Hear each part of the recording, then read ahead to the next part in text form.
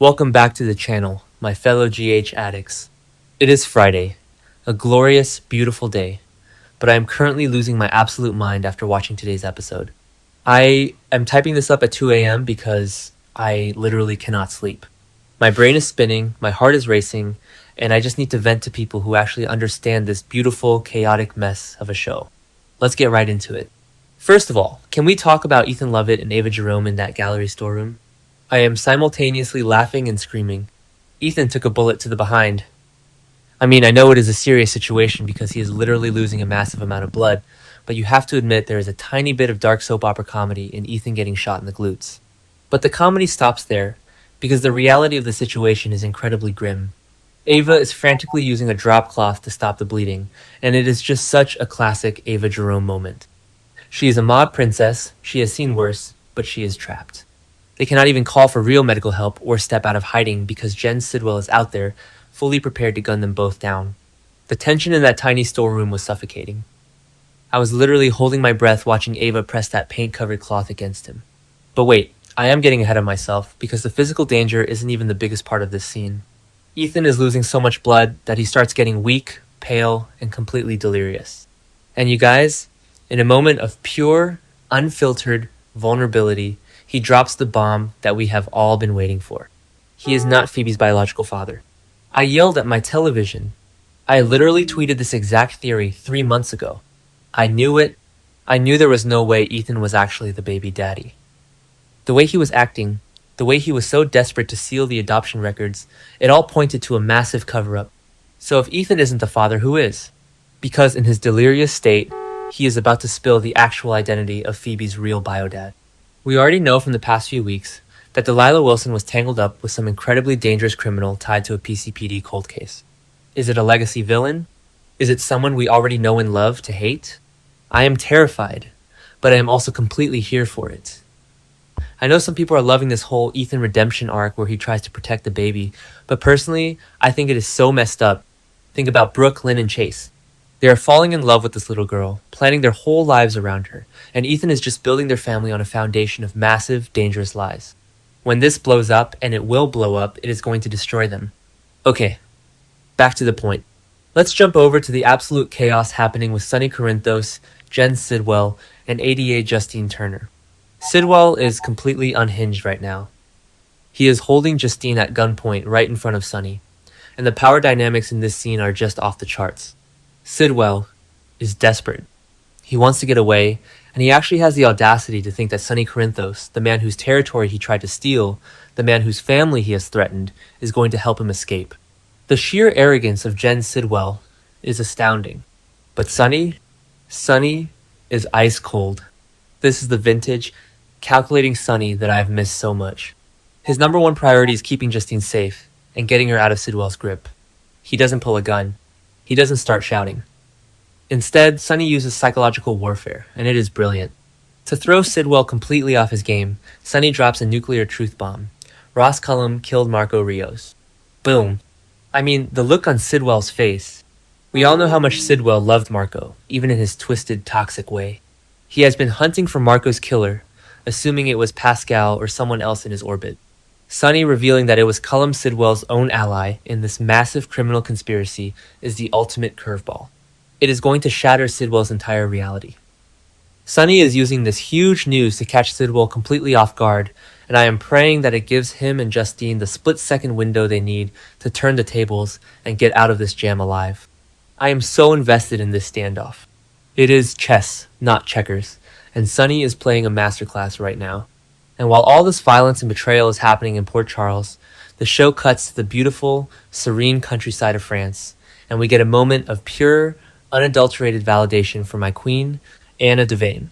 Felicia Scorpio is at Anna's clinic, and she finally tells Anna the words she so desperately needed to hear. She was right. Anna was right about everything regarding Cassius posing as fake Nathan West. I am so emotional over this. Remember when everyone thought Anna was losing her edge? When people dismissed her theories and treated her like she was just paranoid? Yeah, didn't work then either, because Anna Devane's instincts are unmatched. Seeing Anna's relief, seeing her thank Felicia for not dismissing her theory, and for traveling all the way to France to let her know the truth, it is just a beautiful testament to their decades-long friendship. Felicia has always been Anna's ride or die, and in a week filled with lies and betrayal, this scene was a breath of fresh air. It grounds the show in its rich history, and as a longtime fan, I appreciate the writers giving us this character beat. But the relief doesn't last long, because the show immediately rips our hearts out again with Cody Bell and James West. You guys, my heart is shattering into a million pieces for little James. He doesn't even know the full, horrifying story yet. He doesn't know that his real father, Nathan, is dead and cremated, and that the man he has been bonding with is his evil twin uncle. But James knows that Nathan is going away and probably not coming back. The confusion and the grief of a child losing his father figure for the second time is just too much to bear. And Cody's heart is breaking right along with ours. Cody has grown so much as a character. He used to be the selfish grifter, but now he's deeply, genuinely mourning for the pain this little boy is going through. And who does he lean on for support? Tracy Quartermaine. I am sorry, but Tracy Quartermaine, being the emotional support system for Cody Bell, is the dynamic I never knew I needed. Jane Elliott is an absolute treasure, and seeing Tracy drop her prickly exterior to genuinely comfort Cody as he worries about James is just beautiful writing. It shows how interconnected this canvas has become. Now, let's talk about the absolute menace that is Ross Cullum. This guy is pure evil, and he is currently lining up his escape from Port Charles. He is asking his goons if the unknown element has been contained, fully believing that he is going to walk away with Caesar Faison's cold fusion prototype and sell it to the highest bidder. Cullum thinks he is the smartest guy in the room. He thinks he has outplayed the WSB, outplayed Sidwell, and outplayed Port Charles, but he has no idea what is coming for him.